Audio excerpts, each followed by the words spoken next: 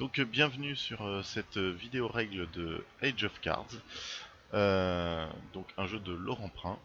Laurent Prin qui est un membre du BOCAL, le bureau officiel des créateurs angevins ludiques.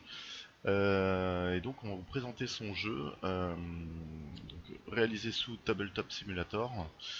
Donc c'est un petit logiciel que vous pouvez trouver sur Steam qui coûte pas très cher et qui permet en fait de créer des jeux virtuels, jeux de société notamment, voilà, qui permet de faire des présentations.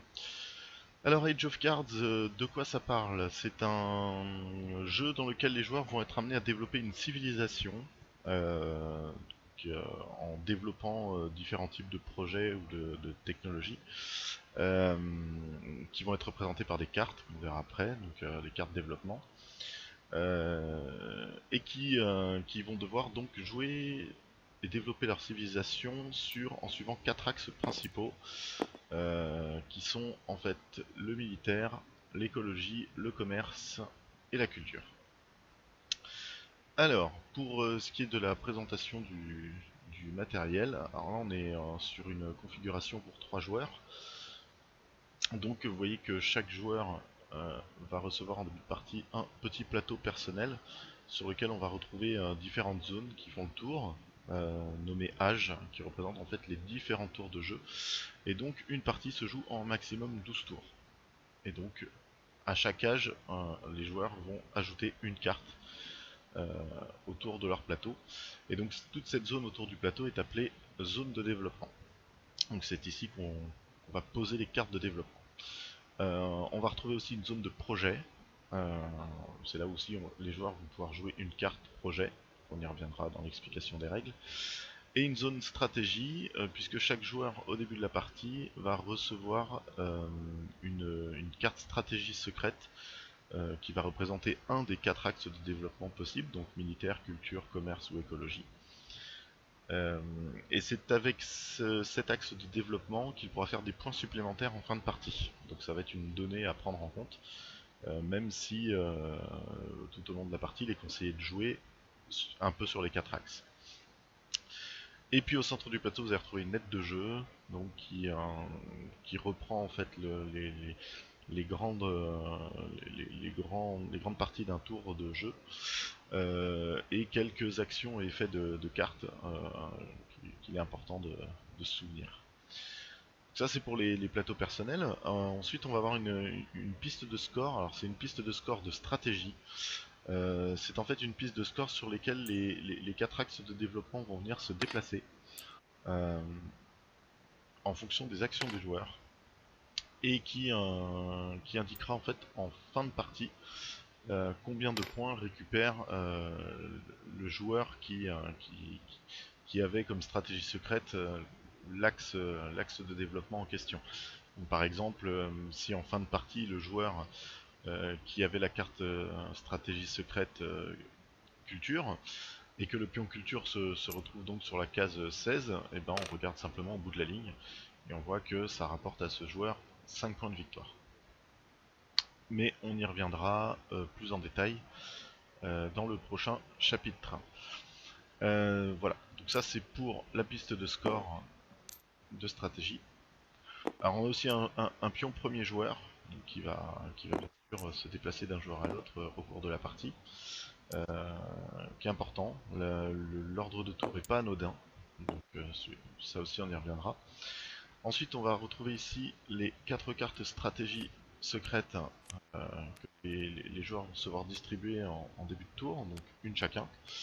Donc on voit il y a bien les 4 axes de développement: écologie, culture, militaire et commerce.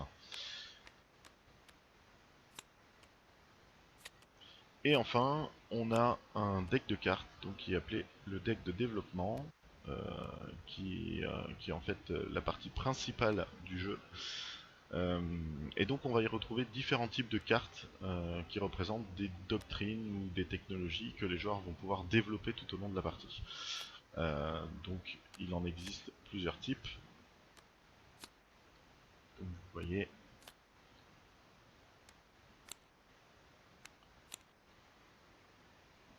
Donc les cartes de développement se présentent de la manière suivante. Elles ont toutes en tête l'axe de développement auquel elles appartiennent. Donc par exemple ici c'est une carte culture, ici une carte militaire, donc on a carte écologie, commerce. Euh, et au centre de la carte on va retrouver une action que l'on va pouvoir effectuer lorsque l'on joue cette carte. Euh, donc la majorité des actions euh, nécessitent en fait de déplacer les pions stratégie sur la piste de score stratégie.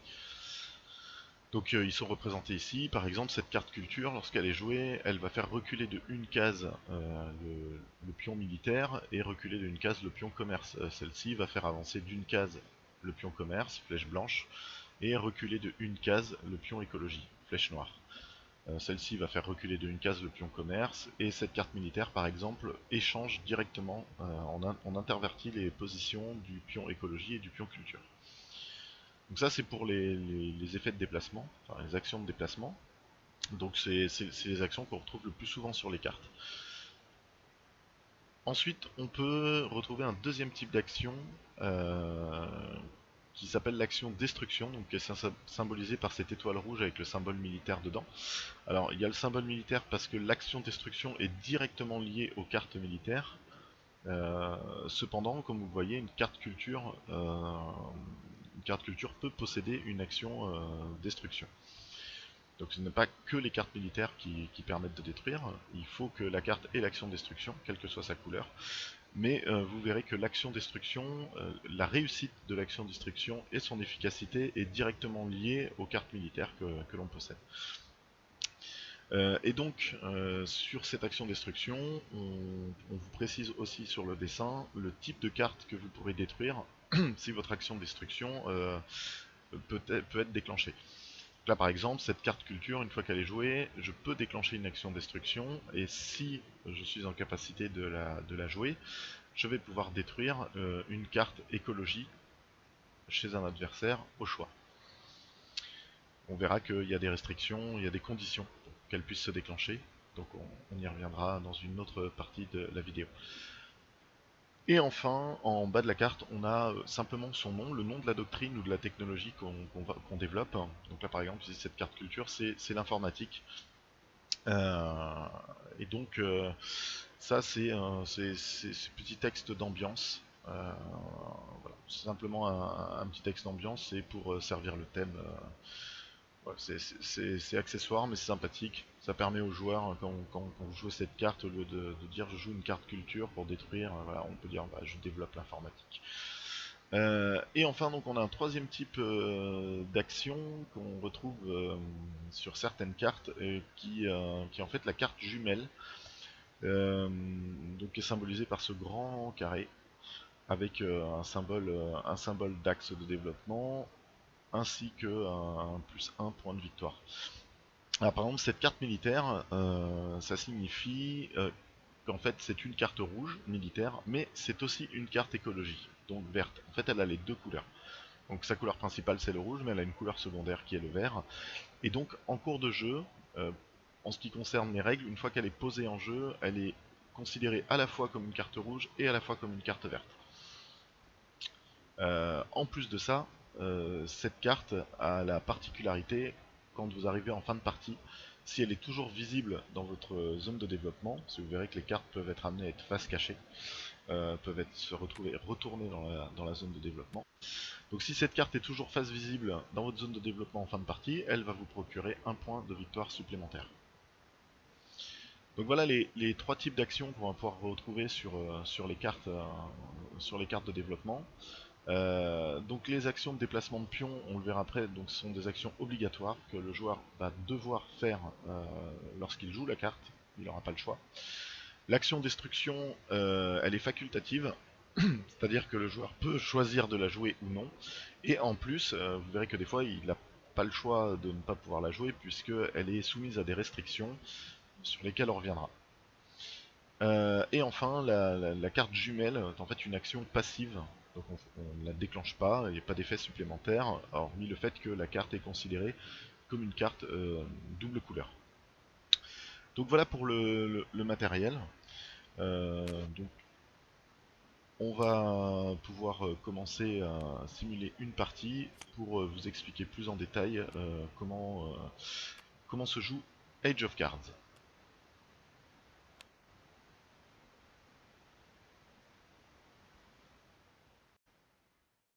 Alors, nous voilà de retour donc pour démarrer une partie de Age of Cards. Donc ici, une partie à 3 joueurs. Donc en début de partie, chaque joueur va se voir attribuer, comme on disait, une carte stratégie secrète. Donc il peut déposer sur son plateau ici, il peut la consulter à tout moment, mais il faut surtout pas qu'il la montre à ses adversaires. Et donc là par exemple, on va regarder celui-ci par exemple, il va avoir comme stratégie secrète le commerce. Ce qui veut dire qu'en fin de partie, sur le plateau de score de stratégie, il marquera les points correspondant à la position du pion commerce. Donc après ça va être à lui de s'arranger pour trouver les bonnes stratégies pour que le pion commerce monte le plus haut possible. Voilà, on a ce joueur, il a par exemple la carte militaire et lui l'écologie. Alors on distribue une carte stratégie à chaque joueur. Si vous êtes moins de 4 joueurs, les cartes stratégiques qui ne sont pas utilisées sont bien sûr non consultées et remises dans la boîte. Une fois que vous avez distribué les cartes stratégie, chaque joueur va recevoir 3 cartes développement au départ pour le premier tour. On va laisser le paquet développement proche du plateau pour servir de pioche. Et donc on installe les 4 pions stratégie sur la ligne 0 en fait, enfin voilà la première ligne. Donc prêt à attaquer l'insertion de la piste de score. Enfin, on désigne un premier joueur, qui sera le premier joueur donc, au premier tour, et on lui attribue le pion premier joueur. A partir de là, la partie peut commencer. Alors, je vais révéler les cartes en fait quand j'effectue le tour d'un joueur. Bien entendu, en cours de partie, chaque joueur garde ses cartes secrètes dans sa main, il ne les révèle qu'au moment de les jouer. Donc, un tour de jeu pour un joueur se décompose en 4 parties. On a d'abord le développement, donc il va falloir jouer une carte, avancer le pion stratégie, appliquer l'action de la carte, appliquer l'effet de la carte. Ça, on va le décrire plus en détail. Ensuite, il va y avoir une phase de projet, où on va jouer une carte dans la zone de projet. Ensuite, la défausse. Il va falloir défausser une de nos 3 cartes. Et enfin, la pioche. Donc on va repiocher 2 cartes. Donc vous voyez ici que au premier tour, on a 3 cartes en main, qu'à partir des tours suivants, enfin, même dès le premier tour, en fin de tour, on ne repioche que 2 cartes et non 3. Donc vous allez voir pourquoi. Donc, si je regarde un petit peu ce qu'il y a chez ce joueur-là, donc là j'ai 2 cartes écologie et une carte culture. Donc, imaginons que je veuille jouer la carte culture. Donc je décide de jouer cette carte comme développement, donc je décide de développer le volontariat international. Donc je vais poser ma carte en face de la zone H1, face visible, bien entendu. Et donc à partir de là, je vais devoir suivre les petites étapes qui sont en dessous. Alors, la première étape, qui est donc jouer une carte, avancer le pion stratégie. Donc, dès que j'ai joué une carte, automatiquement, le pion stratégie correspondant à son axe de développement, donc qui est de la même couleur, va avancer sur la piste de score. Donc ici, je vais devoir tout de suite, obligatoirement, avancer le pion culture de une case. Ensuite, il va falloir que j'effectue les actions là où les actions de la carte. Donc ici, c'est une action de déplacement de pion. Comme expliqué plus tôt, c'est une action obligatoire. Donc dans ce cas-là, je vais devoir avancer le pion écologie d'une case et reculer le pion militaire d'une case. Par contre, je suis obligé d'effectuer les deux, mais dans l'ordre que je veux. En cours de partie, ça peut avoir son importance. On va voir pourquoi, puisque les pions stratégie se déplacent d'une manière particulière. Donc là, par exemple, avancer de 1 le pion écologie, reculer de 1 le pion militaire. Donc, le pion militaire, il est donc sur la case 0 départ, il va aller sur la case -1, puisque là, par exemple, je décide de jouer le pion militaire en premier. Et le pion écologique qui va devoir avancer d'une case, alors lui, du coup, je dois l'avancer d'une case. Sauf que la case numéro 1 est déjà occupée par le pion culture. Or, en fait, deux pions de stratégie ne peuvent pas se retrouver sur la même case. Donc, mon pion va aller automatiquement sur la prochaine case libre sur la piste de score. Donc, ici, directement sur la case 2. Donc, en fait, vous voyez, c'est à cause de ce déplacement que l'ordre dans lequel vous allez jouer les différentes actions, quand vous en avez plusieurs possibles sur une carte, va avoir son importance. Parce que on peut très bien imaginer que en faisant avancer d'abord un pion, je permette au pion suivant de sauter encore plus de cases. Donc ça va être un peu toute l'idée du jeu, et donc les pions vont constamment avancer, reculer sur la piste de score au long des tout au long des tours. Une fois que j'ai terminé euh, ma phase de développement, donc là on voit que j'ai effectué l'action de la carte et ensuite je vais pouvoir appliquer l'effet de la carte. Alors l'effet de la carte c'est que en fonction de sa couleur, donc la carte elle a son bandeau qui fait avancer son pion stratégique correspondant, ensuite une action, déplacement, destruction ou carte jumelle, et enfin un effet. Alors les effets c'est particulier, toutes les cartes n'ont pas d'effet. Et c'est un effet qui est lié à leur couleur. Par exemple, les cartes militaires n'ont pas d'effet. Alors, on parle d'effet, c'est une sorte d'action supplémentaire que la carte rend possible, mais qui est liée à sa couleur en fait. Alors, les cartes militaires n'ont pas d'effet particulier. Euh, donc ce soit en cours de jeu ou en fin de partie. Cependant, comme on le disait tout à l'heure, elles vont avoir en fait une influence sur la possibilité des actions de destruction qu'on retrouvera au centre des cartes. Donc ça, on y revient après. Les cartes écologie et culture ont ce qu'on appelle un effet combiné, c'est-à-dire qu'en fait elles ont un effet commun, mais qui ne s'applique qu'en fin de partie, comme c'est bien expliqué ici. Alors, en fait, les cartes culture et écologie sont les cartes avec lesquelles vous allez faire la majorité de vos points. Donc faut surtout pas hésiter à les jouer. Plus vous en avez, plus vous ferez de points. En fait, ce sont simplement elles qui font les points parmi les autres. Donc en fin de partie, simplement, un joueur il va pouvoir compter toutes les cartes culture et toutes les cartes écologie qu'il possède dans sa zone de développement, face visible. Il va multiplier les deux valeurs et ça va lui donner son score en points de victoire. Donc par exemple, si en fin de partie j'ai 3 cartes culture et 2 cartes écologie dans toute ma zone de développement, je fais 3 x 2, 6 et ça me fera 6 points. Donc ça c'est l'effet des cartes culture et écologie. Et enfin, les cartes commerce ont un effet aussi particulier. Une fois qu'elles ont été jouées, qu'on a fait leur action, elles peuvent permettre d'être échangées avec une carte adverse ou la première carte face visible de la défausse. Donc on y reviendra quand il y aura une carte commerce à jouer. Donc voilà, donc là, celle-ci par exemple, c'est une carte culture, elle n'a pas d'effet, elle aura un effet qu'en fin de partie puisqu'elle pourra me donner un point de victoire. Euh, Donc là j'ai fini ma phase de développement, je vais donc faire ma phase de projet. Alors la phase de projet va consister à mettre une de mes cartes face visible dans la zone projet. Cette carte va rester dans la zone projet jusqu'au début de mon prochain tour où je pourrai la récupérer dans ma main. Donc c'est pour ça qu'en fait on ne pioche que 2 cartes à partir des prochains tours. Parce qu'en fait on va récupérer notre carte projet à chaque fois, ce qui nous refera de nouveau 3 cartes en main. Donc la carte projet en fait c'est une carte qu'on aurait envie de garder, qu'on peut pas jouer ce tour-ci, mais qu'on va devoir un peu dévoiler à ses adversaires en la mettant dans la zone projet. En plus de ça, une carte dans la zone projet est comptabilisée pour certains effets du jeu. Par exemple pour les actions de destruction ou les effets de commerce, on verra, qui sont basés notamment sur des majorités de cartes militaires ou commerce. Si j'ai une carte militaire ou commerce dans ma zone de projet, elle sera comptabilisée euh, dans les calculs de majorité. Donc ça c'est important. Donc ça peut être une bonne manière de par exemple mettre une carte militaire dans la zone projet temporairement, soit pour pouvoir agresser un adversaire, soit pour l'empêcher de nous agresser. Euh, voilà, donc ça c'est pour cette zone là. En plus de ça, une carte qui est dans la zone projet peut être ciblée par des effets de jeu, même si elle n'est pas dans la zone de développement.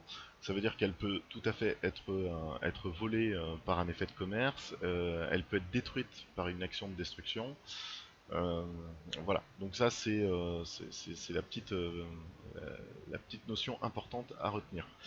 Donc voilà, donc c'est une carte que vous n'avez pas envie de jouer tout de suite, mais que vous vous dites, ça pourrait être sympa de la garder pour les prochains tours. Donc, par exemple, ce joueur va décider de garder cette carte en projet, et donc il va la mettre dans sa zone projet, face visible. Enfin, on voit qu'on arrive à la phase de défausse. Il me reste une carte en main, et cette carte je vais simplement aller la défausser. Donc la défausse se fait face visible, à côté de la pioche. Et donc voilà, donc je me débarrasse de ma dernière carte.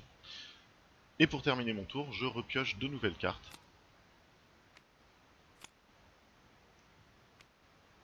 Et là, j'annonce que mon tour est terminé, et donc on peut passer au joueur suivant. Alors, le joueur suivant, on va regarder un petit peu ce qu'il a comme carte. Alors là, il y a des petites choses intéressantes. Alors, là par exemple, le joueur décide de jouer cette carte-ci. On va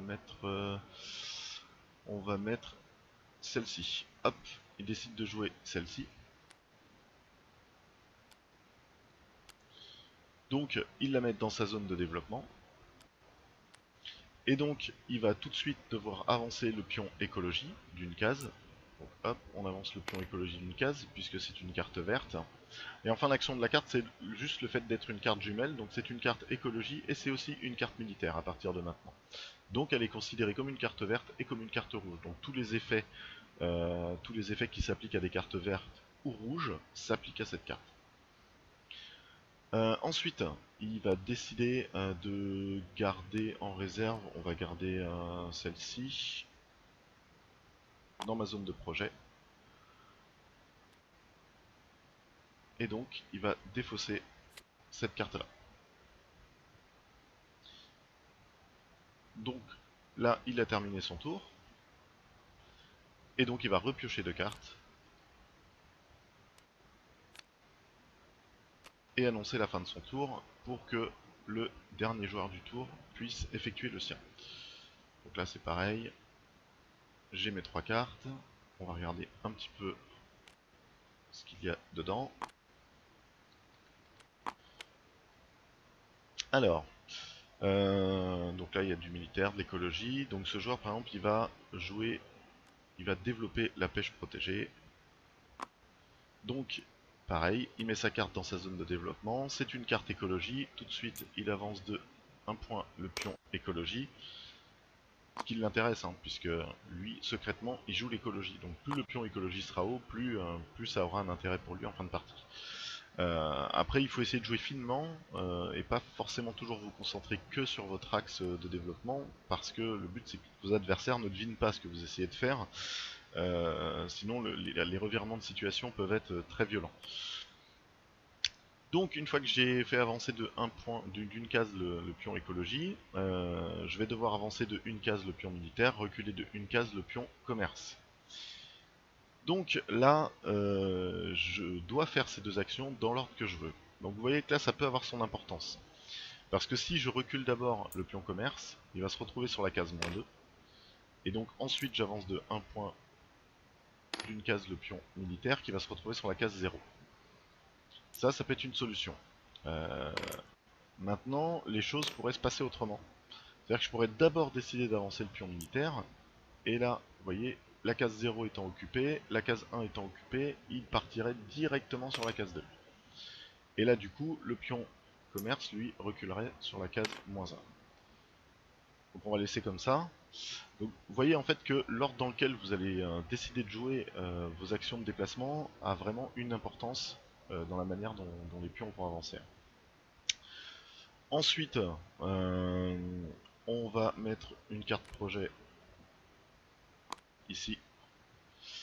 Et enfin, je défausse ma dernière carte et j'en repioche deux nouvelles. Donc là en fait on a terminé le premier tour. Donc tous les joueurs ont une carte dans leur H1. Et là on revient au premier joueur. Alors ce qui va se passer ici, c'est qu'en fait le premier joueur, quand le tour revient à lui, eh ben, il ne rejoue pas. Il va simplement donner le pion premier joueur au joueur directement à sa gauche, et c'est ce joueur-ci qui va rejouer tout de suite un tour. Donc en fait on saute le tour du premier joueur du tour qui vient de se terminer, et il devient le dernier joueur du prochain tour. Et donc ça va être comme ça à chaque fois. Donc du coup, ce joueur-là rejoue. Hop. Alors, là par exemple, donc du coup il va récupérer aussi sa carte projet, donc pas l'oublier. Il a de nouveau 3 cartes en main, il a récupéré sa carte projet. Là du coup, ce joueur il va jouer la carte commerce ici. Donc il la met dans la zone de développement. C'est une carte commerce, donc ça avance de une case le pion commerce. Ensuite, je vais devoir effectuer le déplacement d'une case du pion écologie et faire reculer d'une case le pion culture.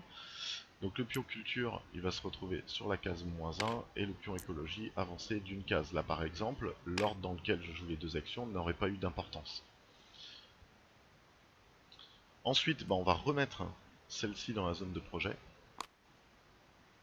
Et enfin, on va défausser la dernière carte qui me restait. Voilà, donc là mon tour est terminé. Alors, j'aurais pu faire l'effet commerce. On y reviendra plus tard. Pour le moment, il n'y avait pas d'intérêt, à le jouer là tout de suite. Voilà, donc là le tour de ce joueur est terminé. Donc il va repiocher 2 cartes. Et donc on va passer au tour du joueur suivant. Donc lui aussi il va récupérer sa carte projet. Il la remet dans sa main. Et il l'ajoute aux 2 cartes qu'il avait piochées précédemment. Voilà. Donc là on a une carte intéressante. Donc par exemple le joueur décide de jouer cette carte-ci. Alors, donc là par exemple c'est la bombe atomique. Donc c'est une carte. Alors première chose qu'il fait, c'est il joue l'action, enfin il résout la carte. Donc c'est une carte militaire. Le pion militaire avance d'une case. Ça c'est obligatoire. C'est facile. Ensuite il y a une action destruction ici. Donc ça veut dire que cette carte lui donne la possibilité de détruire une carte écologie chez un adversaire. Alors, il faut que ce soit un adversaire. Comme on regarde ici sur l'action destruction, il peut détruire une carte que chez un adversaire qui a strictement moins de cartes militaires que lui. D'où l'intérêt des cartes militaires pour déclencher les actions de destruction. C'est-à-dire que ce n'est pas toujours les cartes militaires qui ont des actions de destruction. Cependant, pour qu'une action de destruction soit valide, il faut que le joueur soit majoritaire au niveau des cartes militaires par rapport à un ou plusieurs adversaires. Donc là par exemple, si je décide d'aller détruire une carte écologie, je vais regarder chez mes adversaires combien de cartes militaires ils ont, sachant que moi j'en ai une, celle-ci. Là par exemple il en a pas. Donc c'est à dire que moi j'ai un score de 1 en militaire, lui il a un score de 0. Alors si je regarde chez cet adversaire-ci, lui par exemple, il a cette carte qui est, comme on le disait, une carte écologie et en même temps une carte militaire. Donc ça lui fait quand même un score de 1 en militaire, puisqu'elle est prise en compte.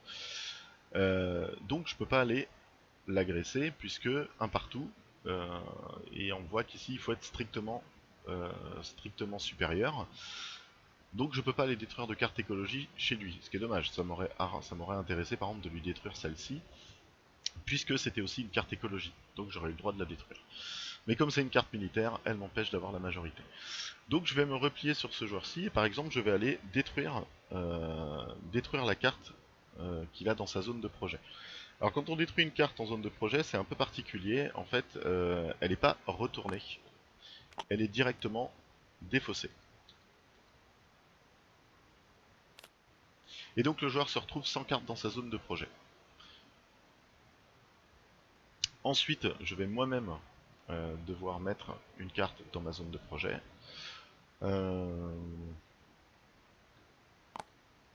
Ok, donc on va dire par exemple qu'on va garder cette carte militaire.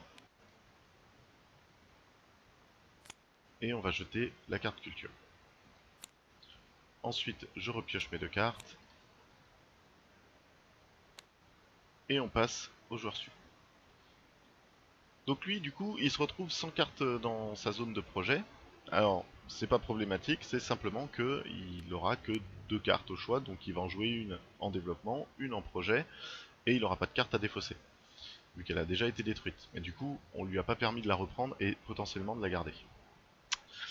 Donc là, du coup, ce joueur-là, il vient de se faire taper dessus, il va se dire, oulala, attention, il va falloir commencer à se protéger. Donc, on va jouer cette carte-ci. Quoique, on va jouer la carte commerce. Donc, je joue la carte commerce, je développe le traité de libre-échange. Donc, je fais avancer de 1 point le pion commerce.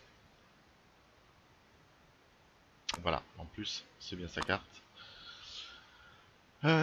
Et enfin, je vais devoir avancer d'une case le pion culture, reculer d'une case le pion militaire. Donc par exemple, je vais avancer d'une case le pion culture et reculer d'une case le pion militaire.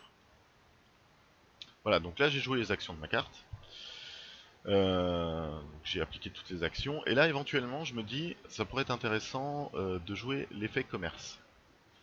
Alors, l'effet commerce. L'effet commerce, ça fonctionne comment? Ça fonctionne de la manière suivante, c'est que je vais regarder là aussi chez mes adversaires quels sont les joueurs qui ont strictement moins de cartes commerce que moi. Euh, donc là par exemple, celui-ci, ce joueur-là, il a 2 cartes commerce. Moi j'en ai qu'une, donc je ne vais pas pouvoir effectuer l'effet commerce chez ce joueur. Par contre ce joueur-là, il a moins de cartes commerce que moi. Donc potentiellement je peux lui piquer une carte. Je peux effectuer un échange avec lui. Si jamais aucun joueur n'est, enfin que tous les joueurs ont plus de cartes que vous et que vous pouvez échanger avec aucun des joueurs, ou que vous ne souhaitez pas échanger avec un joueur, vous avez toujours la possibilité avec une carte commerce d'échanger avec la dernière carte de la pioche. Voilà. Donc là par exemple, je vais décider. Eh bien, je vais décider d'échanger avec ce joueur. Donc là, à ce moment-là, je prends ma carte commerce, je la donne au joueur ciblé, et je peux récupérer la dernière carte de sa zone de développement. Donc là, par exemple, c'est celle-ci. Je vais la récupérer, je vais la mettre dans ma zone de développement, et donc, lui remet la carte commerce que je viens de lui donner dans sa zone de développement. En plus de ça, la carte que je récupère, au moment où elle arrive en jeu chez moi, je refais toutes ces actions. Donc là par exemple c'est une carte militaire, je ravance de 1 point d'une case le pion militaire, et ensuite, si je veux ou si je peux redéclencher l'action destruction. Donc là par exemple je regarde chez mes adversaires où est-ce que je suis majoritaire en militaire. Donc là je vois que ce joueur là il a une carte militaire, j'en ai une, je peux pas. Et ici, là j'ai une carte militaire, et lui il en a une dans sa zone de projet. Comme on disait au début dans la présentation, les cartes qui sont en zone de projet sont comptabilisées. Donc ça veut dire que là par exemple, lui il a quand même un point en militaire. Même si sa carte n'est pas développée, elle est en projet. Donc je ne peux pas l'attaquer. Donc du coup cette action destruction, pour le coup je ne peux pas la rejouer. Mais ça me fait quand même une carte rouge. Donc voilà, ça pouvait avoir un intérêt. Enfin, il me reste une carte en main. Je la pose dans ma zone de projet. Je repioche 2 cartes. Et mon tour est terminé. Voilà. Donc là, on revient de nouveau au premier joueur.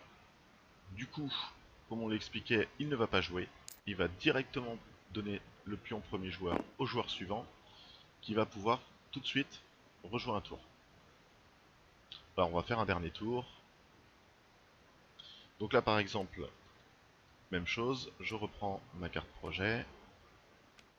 Je l'ajoute aux 2 cartes que j'avais piochées précédemment. Et hop.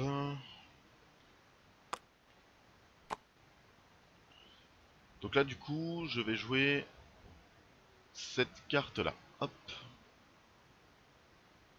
Donc le blocus aérien, c'est une carte militaire, je fais avancer de 1 le pion militaire. Ensuite je fais avancer de 1 le pion écologie et je fais reculer de 1 le pion culture. Voilà. Ensuite je vais garder cette carte là en zone de projet et je vais me défausser de ma dernière carte. Donc là ensuite je repioche de nouveau 2 cartes et je termine mon tour. Donc là pareil, hop, je récupère ma carte de projet. Ouf, allez, une belle trilogie. Donc, eh bien, on va jouer cette carte. On va jouer cette carte là. Alors cette carte elle est intéressante parce que comme vous le savez, en fin de partie, les cartes écologie se multiplient aux cartes culture pour marquer des points. Celle-ci c'est une carte écologie et en même temps une carte culture. Donc, en fait elle va ajouter un multiplicateur aux deux côtés. Puisqu'elle est considérée comme étant deux cartes. Et en plus de ça, si elle survit jusqu'à la fin, elle va me rapporter un point supplémentaire. Donc là, celle-là très intéressante. Ensuite, du coup, dans ma zone de projet, je vais stocker cette carte-ci, ce qui me permet de continuer à avoir 2 points en militaire et d'éviter d'éventuelles agressions. Je vais défausser ma dernière carte, j'en repioche 2 nouvelles, et je termine mon tour. Donc enfin, le dernier joueur du tour, il va récupérer sa carte de projet, il regarde un petit peu ce qu'il a en main. Toc.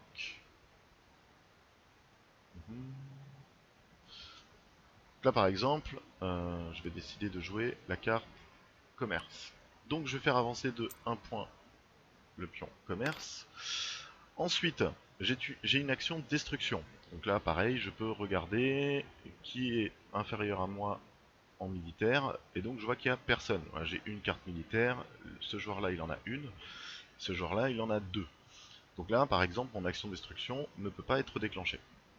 Cependant, je peux jouer mon effet commerce. Donc moi j'ai 2 cartes de commerce, donc ça me fait 2 points en commerce. Ici, ce joueur-ci n'a aucun point en commerce, et ce joueur-là a 1 point en commerce. Donc là par exemple, je vais me dire... Donc après, tout dépend aussi de la stratégie qu'on veut adopter. Hop. Donc là par exemple, je me dis, bah, je vais aller changer ma carte commerce avec le joueur qui est en face. Donc, comme tout à l'heure, je lui donne ma carte commerce, je récupère la dernière carte de sa zone de développement. Alors j'aurais pu échanger avec la pioche aussi, hein. Il y avait cette carte là qui était intéressante. D'ailleurs on va faire ça. On va faire ça. Beaucoup plus intéressant. Donc je vais l'échanger avec la dernière carte de la défausse, pardon, pas de la pioche. Donc je récupère cette carte-ci, je la mets dans ma zone de développement comme si je venais de la jouer, et je défausse à la place ma carte commerce. Du coup, là je récupère une carte écologie, donc qui va faire avancer de 1 point le pion écologie, et qui est aussi une carte commerce. Alors par contre qui ne déclenche pas l'effet de commerce puisque c'est une carte écologie, donc elle n'a pas d'effet de commerce. Par contre, à partir de maintenant dans le jeu, elle est considérée comme une carte verte et une carte jaune. Dans ma zone de projet, je vais stocker celle-ci, et donc je vais défausser ma dernière carte. Donc là le tour est terminé. On entame le 4e tour. Le joueur qui était premier joueur du tour, le tour revient à lui. Il ne rejoue pas, il donne simplement le jeton premier joueur au joueur suivant, qui rejoue tout de suite un tour. Et ainsi de suite. Et donc en fait, les tours vont se dérouler comme ça. Donc on va rajouter à chaque fois une carte dans chaque âge, jusqu'à ce que les 12 âges aient été joués. Et à ce moment-là, la partie prend fin, on compte les points. Alors il peut y avoir une fin de partie prématurée. qui arrive selon le nombre de joueurs quand un pion stratégie a atteint un certain score. Alors, par exemple, à 2 joueurs, on s'accorde sur 14, à 3 joueurs 21, et donc pour le 28 c'est à 4 joueurs. Après vous pouvez faire comme vous voulez, vous pouvez très bien jouer en 28 points quel que soit le nombre de joueurs. Enfin voilà, plus le chiffre est bas, plus on peut jouer en fait sur la valeur des pions. Donc si jamais un pion atteint, donc là par exemple on avait dit que c'était 21, si jamais un pion atteint la case désignée pour la fin de partie, à ce moment-là, la partie prend fin à la fin du tour. C'est-à-dire que par exemple, si donc quand le pion écologie atteint sa case, s'il reste des joueurs qui peuvent encore jouer jusqu'à revenir au premier joueur, ils peuvent effectuer un dernier tour. Ainsi, il peut arriver que des pions stratégiques qui étaient pas très loin se retrouvent à devoir avancer, mais comme la dernière case cible, on va dire, la case fin de partie est déjà occupée, ils vont directement passer sur la zone bonus qui est là-haut. Et donc à la fin, pour calculer le nombre de points qu'il rapporte, on regardera la ligne de la dernière case, donc là par exemple 7 points, plus la valeur de la case sur laquelle il sera arrivé. Ça peut être plus 1, plus 2, plus 3, etc. Donc là par exemple si mon pion commerce était arrivé ici, à la fin il me rapporterait 7 plus 2, donc 9 points. Donc voilà, donc ça c'est la deuxième possibilité de fin de partie, c'est quand un des 4 pions stratégie atteint la case fin de partie.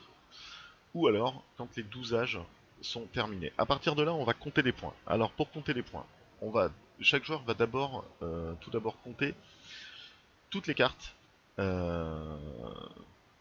Donc toutes les cartes qui sont dans sa zone de développement et qui rapportent un plus 1. Donc là par exemple cette carte-ci va me rapporter plus 1.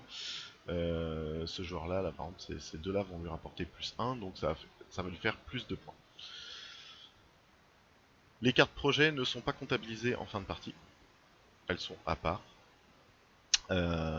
Ensuite, on va donc appliquer l'effet des cartes écologie et culture, c'est-à-dire multiplier le nombre de cartes culture que l'on possède par le nombre de cartes écologie que l'on possède. Ça va nous faire un certain nombre de points. Là par exemple ça ferait une fois 1, ah non, une fois 2, pardon, donc ça ferait 2 points. Voilà, ce joueur-ci il aurait que un seul point.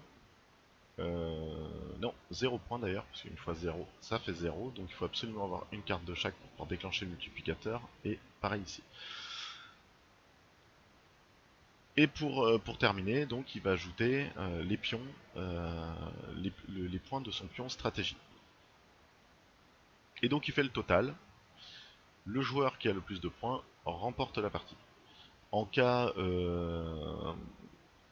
d'égalité, c'est celui qui a le pion le plus haut sur la piste de score qui remporte la partie. Et là bien entendu, il ne pourra pas y avoir d'autres égalités puisque deux pions ne peuvent pas être sur la même case. Voilà, donc je voulais terminer juste, il y a une action qu'on n'a pas vue puisqu'elle n'a pas pu se déclencher, donc c'est la fameuse action destruction. Donc quand vous pouvez déclencher une action destruction, si on l'a fait avec la zone de projet, pardon. Alors par contre, si j'avais pu cibler une carte qui était en jeu chez un adversaire, donc je choisis la carte que je veux détruire, et à ce moment-là, donc contrairement à la zone projet donc, où la carte avait été défaussée, lorsqu'on détruit une carte adverse, donc où que ce soit dans sa zone de développement, en fait on la retourne. Voilà. Donc ce qui veut dire que cette carte n'est pas comptabilisée en fin de partie. Là, par exemple, si je lui avais détruit sa carte écologie, là le joueur, cette carte écologie, elle ne rentrait pas dans le calcul des points. Donc voilà, ça peut avoir une importance, faut faire attention, et donc on peut, si on fait pas attention aux cartes militaires, on peut vite se retrouver avec plein de trous dans notre zone de développement. Donc c'est le petit côté intéressant. Donc voilà pour la présentation de Age of Cards. Et puis écoutez, il est disponible en print and play sur le site du bocal, donc dans la rubrique print and play. On mettra le lien dans la vidéo. Un petit jeu vraiment sympathique, au maximum à 4 joueurs, vous allez faire des premières parties aux alentours d'une heure, et puis une fois qu'on s'est joué, vous voyez, les tours se déroulent assez rapidement, on tient une partie assez facilement entre 30 et 45 minutes. Voilà, donc c'est intelligent, il faut toujours regarder ce que font nos adversaires. Il y a beaucoup de stratégies possibles, beaucoup de calculs, et donc voilà, jeu vraiment très intéressant, très sympathique, en vous souhaitant d'excellentes parties et à bientôt pour une prochaine vidéo.